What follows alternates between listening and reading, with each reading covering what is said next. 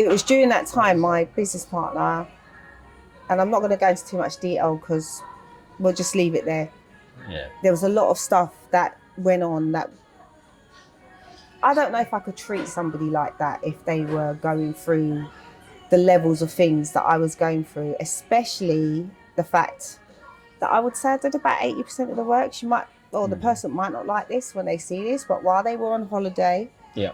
I was there project managing, getting the shop gutted out, getting everything put up. I did all the business plans, I did all of that. And I still called it a we thing. So when the behaviour came from that particular individual, So just so people watching understand what happened without. I know you don't want to go into it, but so people understand what actually happened. Well, it got to a really volatile situation where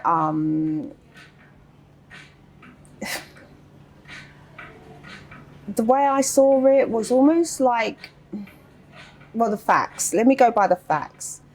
The facts were there were things that needed to be done that hadn't been done. And when I asked when these things were being done, I was being challenged on them.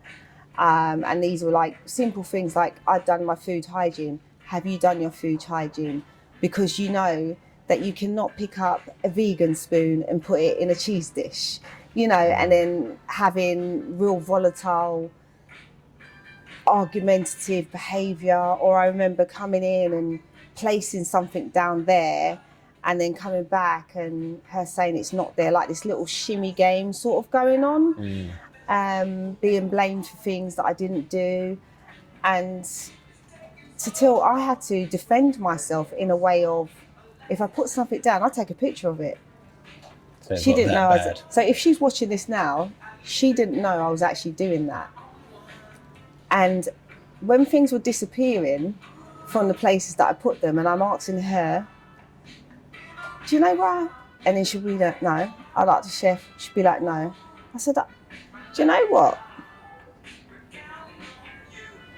I don't know why you're doing this, but I definitely know what evidence I've now collected, and it is happening. And there ends up being an argument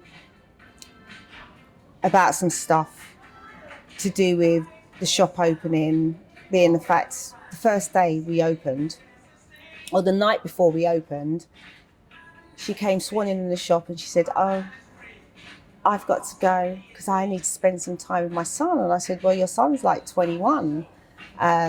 We've got things to do. We've got a grand opening tomorrow. No, she went off. So I called in a lot of favours because I'm very blessed.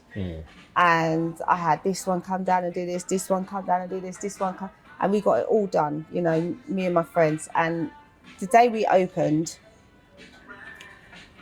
we made quite a lot of money on the first day we opened, and everyone that came were from my phone book. And I remember her saying,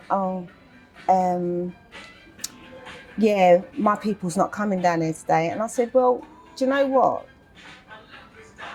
That's whatever. All I know, we're in this together. It's a we thing. We are making money. And we are feeding people. But again, I'm noticing this resilience from her, this resilience from the chef, because the chef was one of her friends. And all this disrespect on top of the stuff that was happening. And I won't go much into that, but that's a part of her character because I knew her for 15 years. So there's things that I know about her and what she can be capable of. But yeah, I'll just leave it there. And so what essentially happened?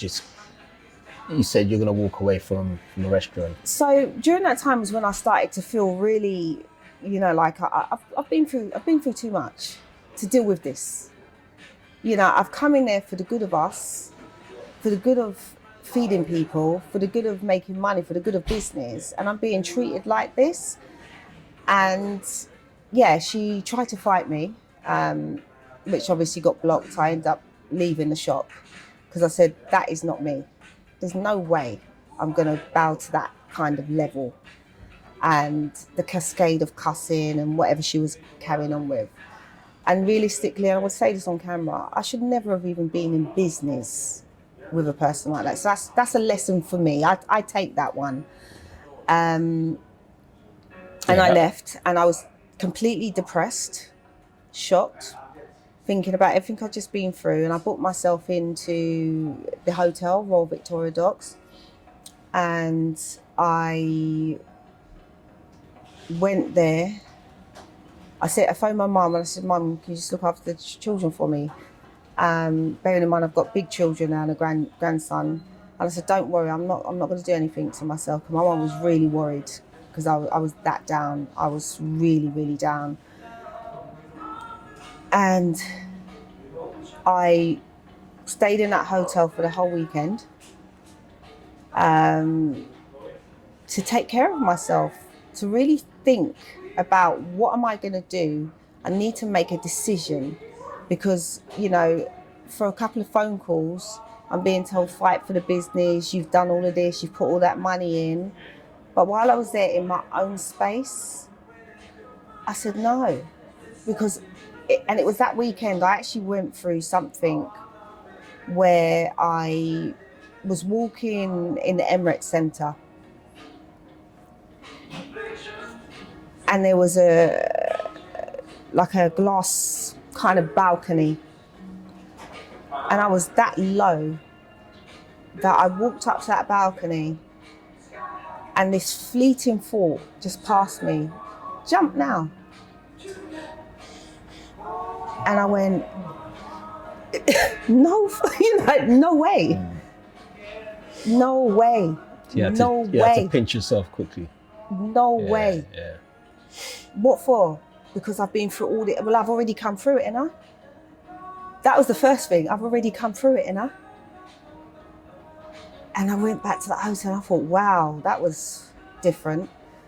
I've never had no matter what I've been through, I've never had a thought like that before.